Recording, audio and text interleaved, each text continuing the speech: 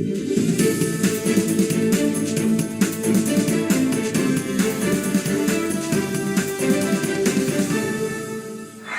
evening, this is Amalogy, and today we bring you a special report on the devastating terrorist attack in Sudan. A crisis now considered the world's largest humanitarian emergency.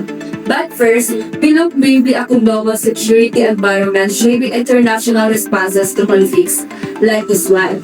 According to a U.S. Department of State counterterrorism review, terrorism remains widespread and increasingly global. While the United States and its partners have made major gains against ISIS and Al-Qaeda, extremist threats have spread across Africa, the Middle East, and South Asia. Armed groups continue to exploit weak governments, conflict zones, and humanitarian crises, including in countries like Sudan. With the global backdrop, we turn now to Sudan's ongoing war. Sudan has been locked in a brutal terrorism war since April 2022. The fighting began after a while-long power struggle with the Sudanese armed forces, led by General Abdel Fattah al-Burhan, and the Rapid Support Forces, commanded by General Mohammed Hamdan Dagalo, also known as Hamilton.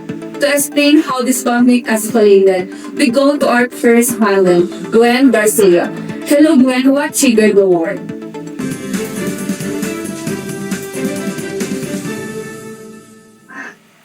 Thank you, Jane. The conflict traces back to 2019 when longtime ruler Omar al-Bashir was removed from power. Sudan will fail transition to democracy, but political tension soon met. By 2021, disputes emerged over emerging the RSF with the National Army, a move that threatened both commanders' employees. On April 15, 2023, those tensions erupted into gun battles across Khartoum, quickly turning into nationwide conflict. That's in Jane. Okay, the cost this war has been catastrophic. The United Nations estimates that over 150,000 people have died, while 12 million Sudanese have fled the wounds, creating the world's largest displacement crisis. In Darfur, reports of genocide have surfaced human rights. Groups accused that RSF allowed illegal massacres, mass graves, and had been chanting against the Masalite and other non-Arab communities. Entire villages have been burned. To give us a clear picture of the humanitarian front, we speak with Mr. Angel Al-Abu, a student civilian led from Darfur and is currently staying in a refugee camp in Chad.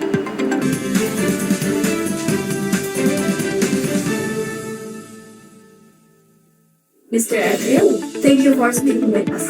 What has life been like since the Thank you for keeping us close. When the terrorists attacked my home, we heard gunfire day and night. We saw houses where people came, ground without thinking anything. Many families are still blind, without food or medicine.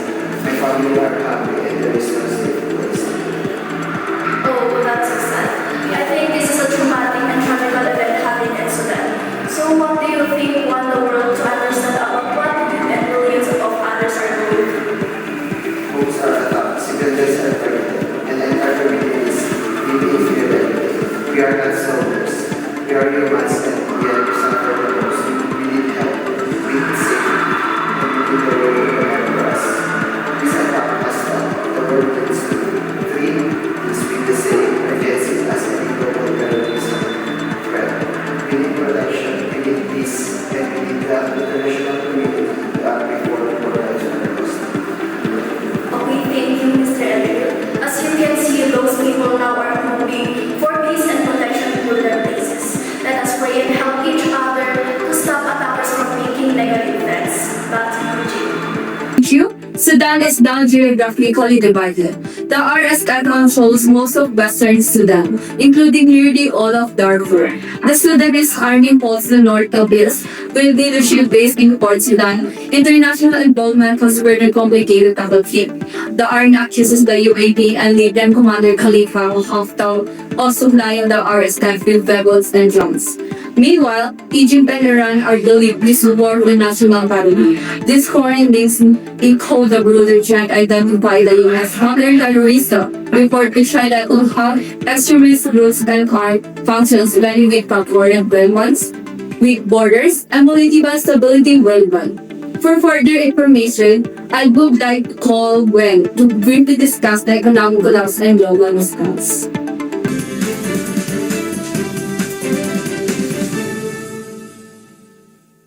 Sudan's economy has nearly collapsed. Government revenues have dropped by 80% and 24 million Sudanese face acute hunger.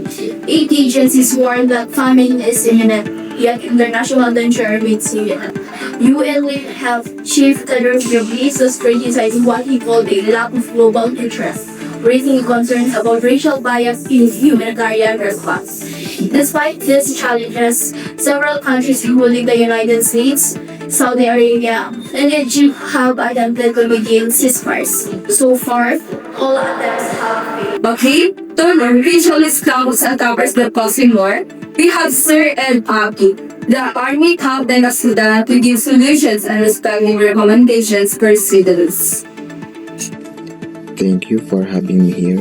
I would like to say that nations must increase sanctions on groups fueling the war and demand a verified and forced ceasefire. Safe zones must be established to deliver food, medicine, and evacuation routes for civilians. Countries must also enforce the UN arms embargo and investigate illegal transfer from foreign backers. Unlike past discussions must include civilian leaders, not just military commanders. These recommendations mirror global counterterrorism priorities highlighted by the U.S. State Department, strengthening international cooperation, enforcing sanctions, and helping fragile states rebuild institutions to prevent extremist and armed groups from gaining ground. Alright, thank you Sir Ed. As Sudan stands on the brink of famine, genocide, and further collapse, one truth is clear. The world cannot afford to ignore this war. This has been MLJ, bringing today's special report. Thank you for watching. Stay warm, and let us not turn away from Sudan. Good evening, everyone.